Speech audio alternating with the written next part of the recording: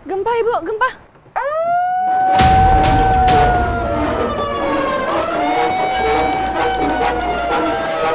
Di bawah selimut Nusantara yang tenang, Indonesia menyimpan bahaya sunyi. Lempeng-lempeng raksasa berhadapan dan saling menekan tanpa suara. Inilah zona megathrust. Dapur gempa raksasa yang mampu mengguncang sejarah.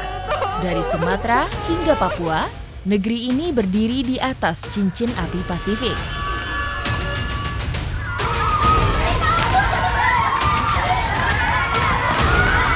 Data pembaruan terkini dari BMKG dan Geologi Nasional, jumlah zona megathrust yang mengelilingi Indonesia bertambah menjadi 14 titik. Kita tidak tahu kapan akan terjadi. Kesiapsiagaan menentukan keselamatan nanti. Cepat, lari, cepat,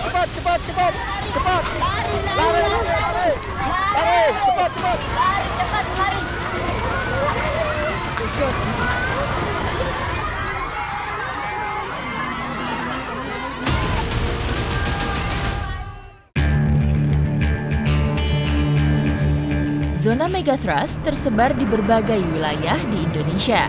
Terdapat 6 subduksi yang meliputi Sunda, Banda, Lempeng Laut Maluku, Sulawesi, Lempeng Laut Filipina, dan Utara Papua. Zona megathrust sudah terbentuk sejak jutaan tahun dan berpotensi menjadi gempa bumi besar di Indonesia. Petualangan saya kali ini akan membuktikan keberadaan salah satu zona megathrust di Maluku Utara.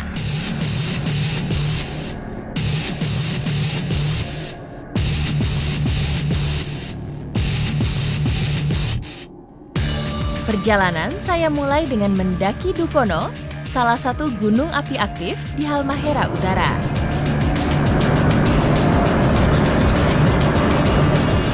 Halmahera Utara merupakan salah satu jalur cincin api Pasifik. Dan kali ini saya sudah bersama dengan para pendaki lokal. Kita mau mendaki salah satu gunung yang masih aktif bahkan sampai dengan sekarang. Ikuti jejak saya, jejak petualang. Perjalanan saya mulai dari Desa Ruko, Kecamatan Tobelo Utara, menggunakan kendaraan yang biasa digunakan petani untuk mengangkut kelapa. Sebelum menuju ke pintu gerbang pendakian, kita menaiki roda 3 dan juga melewati kebun-kebun dari masyarakat. Ini cukup panjang perjalanannya. Ini kurang lebih ditempuh berapa menit, Om? Pakai roda 3-nya? 1 jam. 1 jam. Kita akan menempuh waktu selama 1 jam. Baru memasuki wilayah perkebunan warga, badan saya sudah bergetar mendengar kerasnya letusan dari kawah Gunung Dukono. Bersama dengan Om Yus, warga lokal yang tahu betul seluk-beluk Gunung Dukono, perjalanan kami lanjutkan membelah area perkebunan warga. Pendakian Gunung Dukono saya mulai dari ketinggian 200 mdpl. Total perjalanan, kami akan melewati 5 pos pendakian. Sekarang kita menuju ke pos 1. Dan selama di perjalanan pos 1 ini masih banyak sekali kebun-kebun warga tuh. Meski jaraknya cukup jauh, pos 1 pendakian Dukono via Ruko masih di sekitar perkebunan warga. Ini kita baru sampai pos 1, belum sampai di Gunung Dukononya, tapi udah berapa kali terdengar letusan-letusannya. Menarik. Suara dentuman erupsi Dukono membuat jantung saya kembali berdebar. Dukono menjadi salah satu gunung paling aktif di Indonesia. Dalam beberapa jam perjalanan awal, saya sudah merasakan letusan-letusan yang cukup kencang.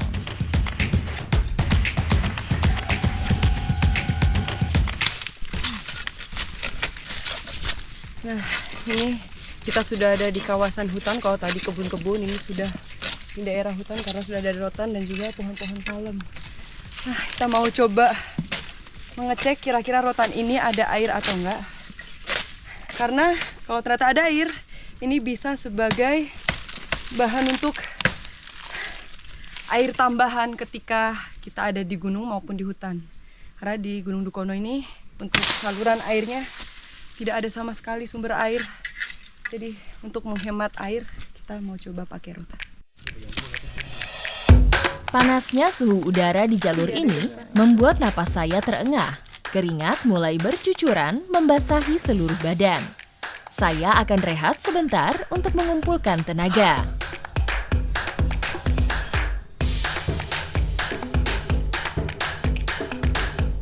Rasanya ada kayak batang-batang pohon gitu, tapi seger banget.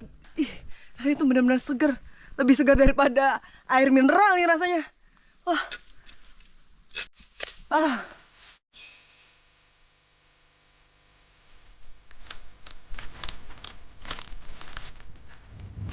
Berapa lama lagi, Om? Wah. Untungnya ini cuacanya cerah banget. Bukan yang hujan. Karena kalau hujan sudah pasti licin nih jalanannya. Lumayan menguras tenaga. Tapi kita masih harus lanjut lagi. Setiap gunung mempunyai karakter dan tantangan yang berbeda-beda. Hawa panas kawah aktif di dalam perut bumi seolah ikut kami rasakan dari permukaan. Setelah menempuh perjalanan hampir 2 jam, saya dan tim berhasil melewati pos 2.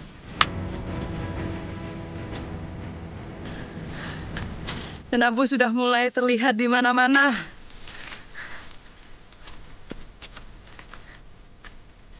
Erupsi Gunung Dukono dapat memuntahkan material vulkanik dan debu setinggi 100 hingga 2000 meter ke atas langit. Hujan abu di sekitar wilayah ini bahkan bisa sampai radius 4 km. Kita mau ke pos 3. Ternyata jalanannya bukan lagi naik, tapi setengah manjat. Wah, ini sudah mulai tebing-tebing. Dagu saya sudah hampir bertemu dengan lutut. Tandanya jalur yang saya lewati terjal dan ekstrim. Ini karena struktur tanahnya itu mudah rontok. Untungnya masih ada akar-akar pohon yang kuat, bisa untuk pegangan. Melewati pos 3, wilayah ini sudah diselimuti oleh debu vulkanik. Bahkan debu terasa menempel di permukaan kulit, membuat napas semakin berat dengan cuaca yang sangat terik. Kita mau ke pos 3, udah lumayan banyak banget debunya. Ya mungkin wajah saya aja udah penuh sama debu.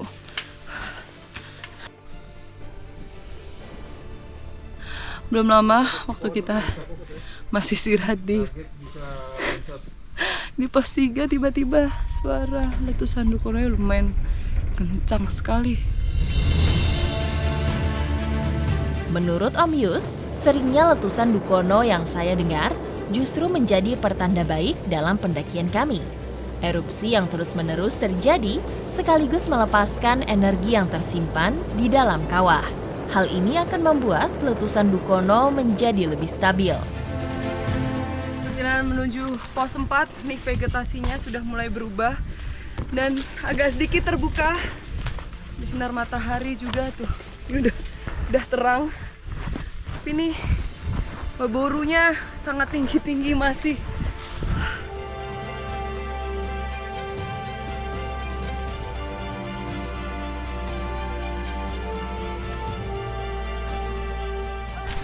Barusan saja kedengaran letusan dari gunung api Dukono.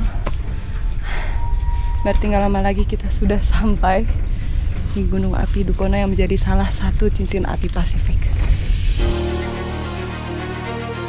Setiap letusan Gunung Dukono tak hanya menghasilkan suara yang menggelegar. Badan saya juga merasakan getaran yang kuat dari energi yang dilepaskan dari perut bumi. Di depan udah kelihatan banget asap hitamnya. Asap hitam kembali membumbung tinggi seolah menyambut kedatangan kami.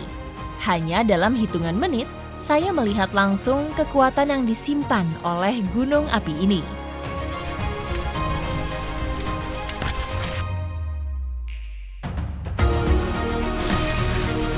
Ini kondisi cuacanya tiba-tiba berubah. Ya, hujan. Dan hujannya ini tuh juga sekaligus membawa abu pastinya. Tuh, di tangan semua hitam-hitam sudah. Titik-titik abu mulai berjatuhan terbawa tetesan air hujan dari langit.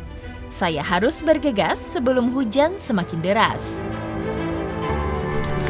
Akhirnya sampai juga di pos 5. Tuh, di sana udah kelihatan Dukononya. Dan juga tuh, wah, di belakang ini cantik sekali. Banyak gunung-gunung dan juga ada lautnya. Luar biasa akhirnya.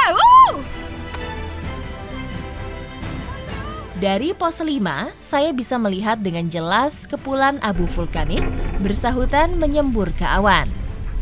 Wah, kita mau cari posisi yang paling pas dan di area yang berlawanan.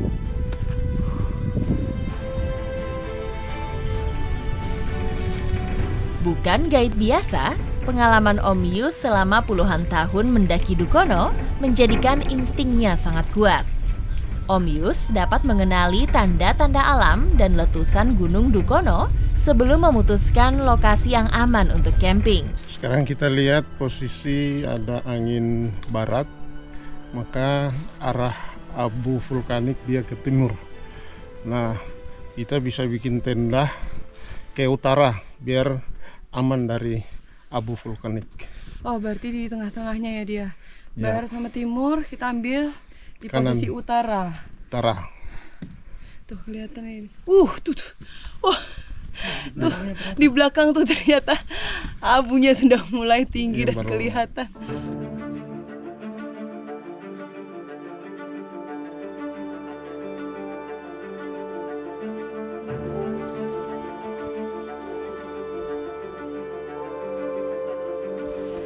Cuaca pagi hari ini cukup cerah dan abu vulkanik sudah menggulung-gulung tinggi dan cukup besar. Sebelum mulai aktivitas, saya mau menghangatkan diri dulu.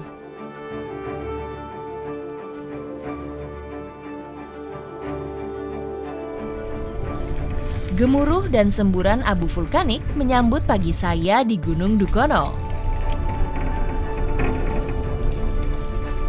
Sesuai prediksi Om Yus, lokasi camp kami aman dan terhindar dari hujan abu.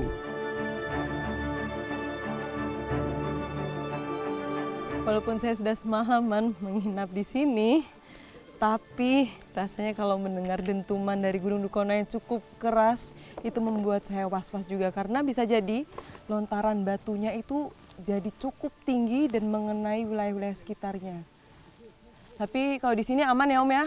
Di sini aman. Semoga selalu aman di sini. Tuh, padahal tadi nggak terlalu keras ya. Iya. Cuman abunya, tinggi sekali. Wah, ini lebih tinggi. Jika saya amati dari camp area, intensitas letusan pagi ini sedikit berkurang. Namun dengan kondisi ini, letusan yang terjadi akan semakin besar. Terlihat dari bumbungan abu vulkanik dan material yang terlontar lebih tinggi ke awan. Masakannya sudah matang dan waktunya mengisi tenaga bersama dengan teman-teman saya. Bagi saya, mendaki Gunung Dukono tak hanya membutuhkan mental dan keberanian saja. Asupan makanan dan logistik penunjang juga penting dengan kondisi trek yang panas dan menguras energi seperti di sini. Kapan lagi makan bersama kayak gini, tapi backgroundnya Gunung Dukono sambil ada suara-suara letusan. Wah, mantap sudah. Semoga ya debunya nggak sampai ke sini ya.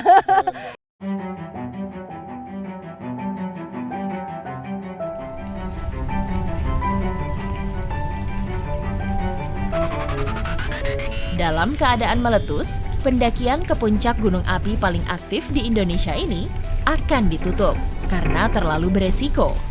Hanya dengan alasan kuat dan didampingi ahli, tim liputan Jejak Petualang bisa mengamati aktivitas Dukono dari dekat.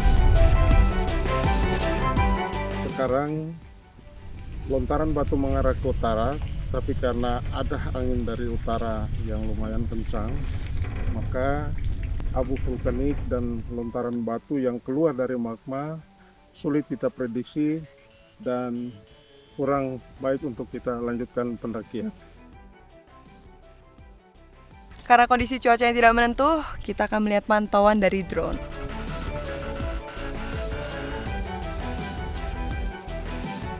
Cincin Api Pasifik merupakan jalur gunung api dengan panjang 40.000 km dan Halmahera ini merupakan salah satunya.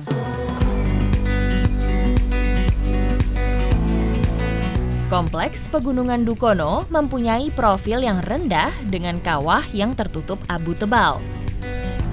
Tipe gunung Stromboli Volcano yang disandang Gunung Dukono merujuk pada interval waktu letusan yang hampir sama, sekitar 10-15 menit sekali.